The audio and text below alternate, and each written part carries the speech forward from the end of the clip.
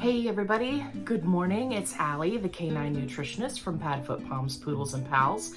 And today we have a really great question from Angela. She says, what keeps dogs from getting salmonella when they eat raw? I'm new to raw and nervous.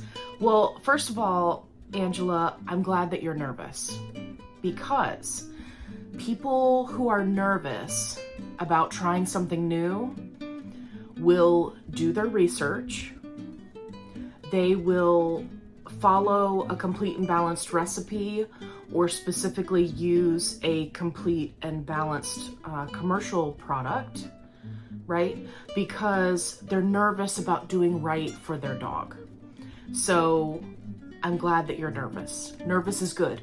People who jump into things and they're like, well, whatever, we're winging it. Let's wing it. That's always a bad idea. So perfectly okay that you're nervous, and this is a great question. So what keeps dogs from getting salmonella? Nothing. I know you weren't expecting that, right? So dog digestive systems and human digestive systems are very, very different. And I'm going to say one thing that's really going to just hit this point home for you. So dogs eat poop, right? They lick butts. Why doesn't it kill them, right? If a human was to do that, not only would we get in a lot of trouble socially speaking, but it would just ravage our health, right? Because we are not set up to be able to handle that level of bacteria in our system, right? Our system can't take it because we are not carnivores like dogs are. Dogs are not obligate carnivores, but that's not a topic for today. So what keeps them from getting salmonella? Nothing. They have salmonella in their digestive tract as we speak. Their body keeps it under control or flushes it out completely on their own.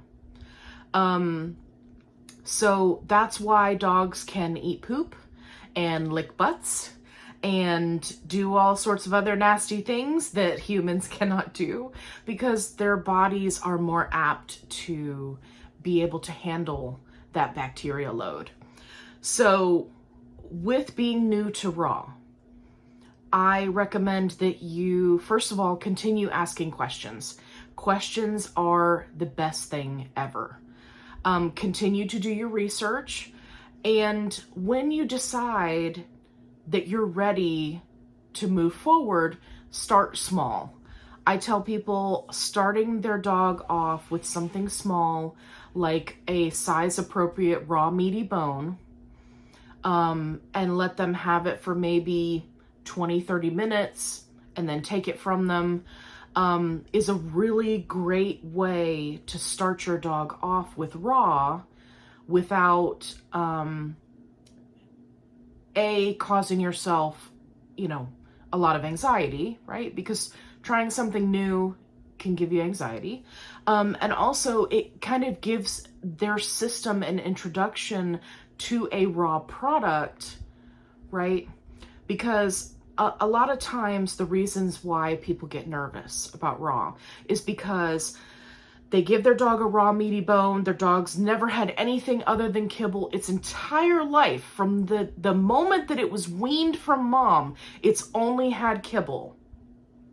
And then you give them a raw meaty bone, which is high in protein, high in fat, potentially high in calcium, collagen, connective tissues, all of these things that they've never come into contact with. And then their dog gets an upset stomach or diarrhea, and then their owners are panicking, right?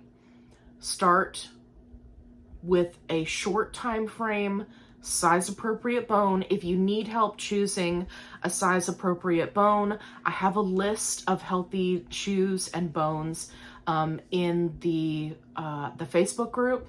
So if you're seeing this on YouTube, it's in our Facebook group, in the files section. So be sure to check that out. And Angela, I hope you keep asking questions and just give things a try. And don't forget, when it comes to raw, you don't necessarily have to start out with raw. A lot of people just jump straight to raw feeding, and that's great. And that's fantastic. But dogs do equally as well on home cooked. So if you're looking for a complete and balanced recipe, they're in the files section of the Facebook group.